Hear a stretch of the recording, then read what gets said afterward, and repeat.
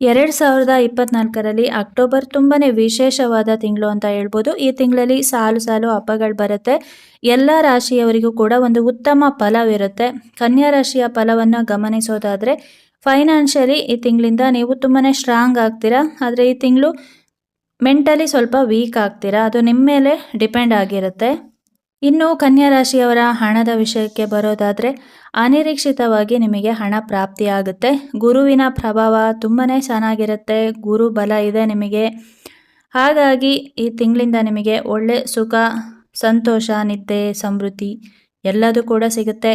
ತಾಯಿಯ ಆಶೀರ್ವಾದ ಇರುತ್ತೆ. ತಾಯಿ ಕಡೆಯಿಂದ ಆಸ್ತಿ ಬರ್ಬೋದು ನಿಮಗೆ, ಅಥವಾ ನೀವೇ ಆಸ್ತಿ ಮಾಡಿಕೊಳ್ಳುವಂಥ ಯೋಗ ಇರುತ್ತೆ. ಭೂಮಿಯನ್ನು ಖರೀದಿ ಮಾಡ್ಬೋದು. ಮನೆ ಖರೀದಿ ಮಾಡುವಂಥ ವಿಚಾರ ಏನಾದರೂ ಇದ್ದರೆ ಅದು ಕೂಡ ನೆರವೇರುತ್ತೆ. ಉದ್ಯೋಗದ ವಿಷಯದಲ್ಲಿ ನೀವೇನಾದರೂ ಕೆಲಸ ಹುಡುಕ್ತಾ ಇದ್ದರೆ ಪ್ರಯತ್ನ ಪಡಿ, ಖಂಡಿತವಾಗ್ಲೂ ಸಿಗುವಂಥ ಚಾನ್ಸ್ ತುಂಬಾ ಇರುತ್ತೆ. ಈಗಾಗಲೇ ವ್ಯಾಪಾರ ಮಾಡ್ತಾ ಇದ್ದೀರಾ ಅಂದರೆ, ಅಥವಾ ಏನಾದರೂ ಹೊಸದಾಗಿ ಬಿಸ್ನೆಸ್ ಸ್ಟಾರ್ಟ್ ಮಾಡಬೇಕು ಅಂತ ಇದ್ದರೆ ಅವ್ರಿಗೆ ಕೂಡ ತುಂಬಾ ಒಳ್ಳೆ ಟೈಮ್ ಅಂತ ಹೇಳ್ಬೋದು. ಸ್ಟೂಡೆಂಟ್ಸಿಗೆ ಕೂಡ ವಿದ್ಯಾಭ್ಯಾಸದ ವಿಷಯದಲ್ಲಿ ತುಂಬಾ ಒಳ್ಳೆಯದಾಗುತ್ತೆ ಕನ್ಯಾ ರಾಶಿಯ ಸ್ಟೂಡೆಂಟ್ಸ್ಗಳು. ಹಾಗೆಯೇ ನೀವು ಬೇರೆ ದೇಶದಲ್ಲಿ ಏನಾದರೂ ವಿದ್ಯಾಭ್ಯಾಸ ಮಾಡಬೇಕು ಅಂತ ಇದ್ದರೆ ಖಂಡಿತವಾಗ್ಲೂ ನಿಮ್ಮ ಆಸೆ ನೆರವೇರುತ್ತೆ. ಪ್ರಯತ್ನ ಪಡಿ. ಸಣ್ಣ ಉದ್ಯಮದಿಂದ ಹಿಡಿದು ದೊಡ್ಡ ಉದ್ಯಮದವರೆಗೂ ಅನುಕೂಲ ಇರುತ್ತೆ. ಒಟ್ಟಾರೆಯಾಗಿ ಹೇಳಬೇಕು ಅಂದರೆ ಕನ್ಯಾ ರಾಶಿಯವರು ಈ ತಿಂಗಳು ತಮ್ಮ ಆದಾಯದ ಮೂಲವನ್ನು ಜಾಸ್ತಿ ಮಾಡ್ಕೋತೀರಾ. ಎಲ್ಲ ರೀತಿಯಲ್ಲೂ ಕೂಡ ಅನುಕೂಲತೆಗಳು ಇದೆ. ಅನಾನುಕೂಲತೆಗಳಲ್ಲಿ ಹೇಳಬೇಕು ಅಂದರೆ ಆರೋಗ್ಯದ ಕಡೆ ನೀವು ಗಮನವನ್ನು ಕೊಡಬೇಕಾಗತ್ತೆ. ಈ ತಿಂಗಳಲ್ಲಿ ನಿಮಗೆ ದಾನ ಮಾಡುವಂಥ ಮನೋಭಾವನೆ ಜಾಸ್ತಿ ಇರುತ್ತೆ. ದಾನ ಮಾಡಿ, ಆದರೆ ನೋಡಿಕೊಂಡು ದಾನ ಮಾಡಬೇಕಾಗತ್ತೆ.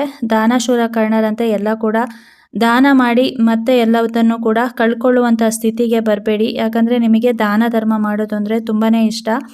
ಅದರಲ್ಲಿ ನೀವು ನಿಮ್ಮ ಖುಷಿನ ಕಾಣ್ತೀರಾ. ಎಲ್ಲವನ್ನೂ ಕೂಡ ಒಂದು ಲಿಮಿಟಲ್ಲಿ ಮಾಡ್ಕೋಬೇಕಾಗತ್ತೆ. ಹಾಗೆ ಈ ತಿಂಗಳಲ್ಲಿ ನಿಮಗೆ ಕೋಪ ತಾಪಗಳು ಸ್ವಲ್ಪ ಮಟ್ಟಿಗೆ ಕಡಿಮೆ ಆಗುತ್ತೆ.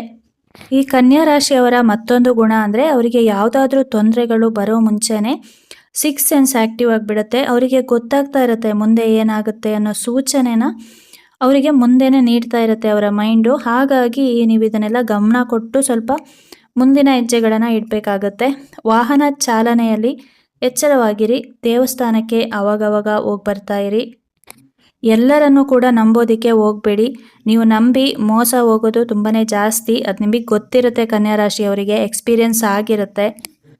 ನಿಮಗೆ ಮೋಸ ಮಾಡೋದು ತುಂಬ ದೂರದವ್ರೇನಾಗಿರಲ್ಲ. ನಿಮ್ಮ ಆತ್ಮೀಯರು ಹಾಗೆಯೇ ನಿಮ್ಮ ಹತ್ರದವರೇ, ಸಂಬಂಧಿಕರೇ ಆಗಿರ್ತಾರೆ.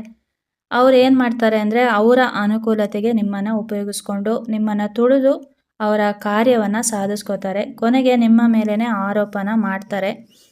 ಈ ವಿಷಯದಲ್ಲಿ ನೀವು ಹುಷಾರಾಗಿರಬೇಕು. ಯಾರ ಜೊತೆನೇ ಆಗಲಿ ತುಂಬ ಸಲಿಗೆಯಿಂದ ಇರಬೇಡಿ. ಸಂಬಂಧನೇ ಆಗಲಿ, ಸ್ನೇಹಿತರೇ ಆಗಲಿ, ಎಷ್ಟು ಬೇಕೋ ಅಷ್ಟರ ಮಟ್ಟಿಗೆ ಇದ್ದರೆ ಸಾಕು. ಕನ್ಯಾ ರಾಶಿಯವರ ಗುಣನೇ ಹಾಗೆ. ಎಲ್ರಿಗೂ ಕೂಡ ಸಹಾಯ ಮಾಡಿ ಮಾಡಿ ಕೊನೆಗೆ ನಿಮಗೆ ನೀವೇ ಪೆಟ್ಟು ಮಾಡ್ಕೋತೀರಾ. ಇಲ್ಲಿ ಸಹಾಯವನ್ನು ತೆಗೆದುಕೊಂಡವರು ನಿಮಗೆ ಉಲ್ಟಾ ತಿರುಗ್ತಾರೆ. ಸಹಾಯಕ್ಕೆ ಹೋಗೋ ಬರದಲ್ಲಿ ನಿಮಗೆ ನೀವೇ ತೊಂದರೆಗೆ ಸಿಕ್ಕಾಕೊಳ್ತೀರಾ. ನಿಮ್ಮ ಸಹಾಯ ಅಮಾಯಕರಿಗೋ ಅಥವಾ ತುಂಬ ಕಷ್ಟದಲ್ಲಿದ್ದವರಿಗೋ ಸಿಕ್ಕಿದ್ರೆ ಪರವಾಗಿಲ್ಲ. ಆದರೆ ನಿಮ್ಮ ಸಹಾಯ ಪಡೆದುಕೊಳ್ಳುವವರು ನಯವಂಚಕರಾಗಿರ್ತಾರೆ, ಕಪಟಿಗಳಾಗಿರ್ತಾರೆ. ನಿಮಗೆ ಅದು ಗೊತ್ತಾಗೋದಿಲ್ಲ. ಸಹಾಯ ಮಾಡೋ ವಿಷಯದಲ್ಲಿ ಒಂದಲ್ಲ ನೀವು 100 ಬಾರಿ ಯೋಚಿಸಬೇಕಾಗತ್ತೆ. ಕನ್ಯಾ ರಾಶಿಯವರಿಗೆ ಯಾರ ಮೇಲಾದರೂ ಕೂಡ ಅಷ್ಟೇ ಅನುಕಂಪ ತುಂಬಾ ಜಾಸ್ತಿ ಇರುತ್ತೆ. ಹಾಗಾಗಿ ಜನ ಇವರನ್ನು ತುಂಬಾ ಸುಲಭವಾಗಿ ಫೂಲ್ ಮಾಡ್ತಾರೆ. ಬೇರೆಯವರನ್ನು ಇವರು ಯಾವತ್ತೂ ಕೂಡ ನೋಯಿಸೋದಿಲ್ಲ. ಆದರೆ ಸಹಾಯ ಪಡೆದುಕೊಂಡವರೇ ಇವರನ್ನು ತುಂಬಾ ನೋಯಿಸ್ತಾರೆ. ಇದೆಲ್ಲ ನಿಮಗೆ ಎಕ್ಸ್ಪೀರಿಯನ್ಸ್ ಆಗಿರುತ್ತೆ. ಈ ತಿಂಗಳಲ್ಲಿ ಕನ್ಯಾ ರಾಶಿಯವರು ಫೈನಾನ್ಷಿಯಲಿ ಸ್ಟ್ರಾಂಗ್ ಇದ್ದರೂ ಕೂಡ ಮಾನಸಿಕವಾಗಿ ತೊಂದರೆನ ಅನುಭವಿಸ್ತೀರಾ. ನಿಮ್ಮ ಬಗ್ಗೆ ಕೆಲವು ಚಿಕ್ಕ ವಿಷಯಗಳಿಗೆ ಅಪವಾದ ಮಾಡಿ ಅಪನಿಂದನೆಗೆ ಕೆಲವರು ನಿಮ್ಮನ್ನು ಒಳಪಡಿಸ್ತಾರೆ. ಹುಷಾರಾಗಿರಿ. ವ್ಯವಹಾರ ನೋಡಿಕೊಂಡು ಮಾಡಿ. ಮೋಸ ಹೋಗುವಂಥ ಚಾನ್ಸ್ ತುಂಬಾ ಇರುತ್ತೆ. ಉದ್ಯೋಗ ಸ್ಥಳದಲ್ಲಿ ನಿಮ್ಮನ್ನು ಏಕಾಂಗಿಯಾಗಿ ನಿಲ್ಲಿಸುವ ಸಾಧ್ಯತೆ ಇದೆ. ನಿಮ್ಮ ಸಹೋದ್ಯೋಗಿಗಳಿಂದಲೇ ಈ ರೀತಿಯ ಕೆಲಸಗಳು ಆಗುತ್ತೆ. ಕನ್ಯಾ ರಾಶಿಯವರಲ್ಲಿ 80% ಜನರು ಸ್ವಪ್ರಯತ್ನದಿಂದಲೇ ಬೆಳೆದು ಬಂದಿರ್ತೀರ. ನೀವು ಪಟ್ಟಂಥ ಕಷ್ಟ ನಿಮಗೆ ಮಾತ್ರ ಗೊತ್ತಿರುತ್ತೆ. ಏಕಾಂಗಿಯಾಗಿ ತುಂಬಾ ಸಲ ಹೋರಾಡಿರ್ತೀರ. ಜೀವನದಲ್ಲಿ ಒಂದು ಲೆವೆಲಿಗೆ ಬಂದು ನಿಂತಿರಬೇಕಾದ್ರೆ ಎಲ್ಲರೂ ನಿಮ್ಮನ್ನು ಅವರವರ ಅವಶ್ಯಕತೆಗೆ ತಕ್ಕಂತೆ ಬಳಸ್ಕೊಳ್ತಾ ಹೋಗ್ತಾರೆ. ನೀವು ಬಳಕೆ ಆಗ್ತಾನೆ ಹೋಗ್ತೀರಾ. ನಿಮ್ಮ ಸ್ವಭಾವ ಕೂಡ ಹಾಗೇ ಇರುತ್ತೆ. ನಿಮ್ಮಿಂದ ಒಬ್ರಿಗೆ ಏನೋ ಸಿಗ್ತಾ ಇದೆ ಅಂದರೆ ಅವರ ಖುಷಿನಲ್ಲಿ ನೀವು ನಿಮ್ಮ ಖುಷಿನ ನೋಡ್ತೀರಾ. ಈ ರೀತಿ ಭಾವನೆ ನಿಮಗೆ ಯಾವಾಗಲೂ ಇರುತ್ತೆ. ಈ ವಿಚಾರದಿಂದನೇ ನೀವು ಪ್ರತಿಯೊಬ್ಬರಿಗೂ ಕೂಡ ಸಹಾಯ ಮಾಡೋದಕ್ಕೋಗಿ ಕೊನೆಗೆ ನಿಮ್ಮನ್ನು ನೀವೇ ಸಮಸ್ಯೆಗೆ ಸಿಲುಕಿ ಹಾಕಿಕೊಳ್ತೀರಾ. ಸಾಧ್ಯವಾದಷ್ಟು ಬೇರೆಯವರ ಚಿಂತನೆಗಳನ್ನು ಬಿಟ್ಟು ನಿಮ್ಮ ಭವಿಷ್ಯದ ಬಗ್ಗೆ ನೀವು ಯೋಚನೆ ಮಾಡಿಕೊಡಿ.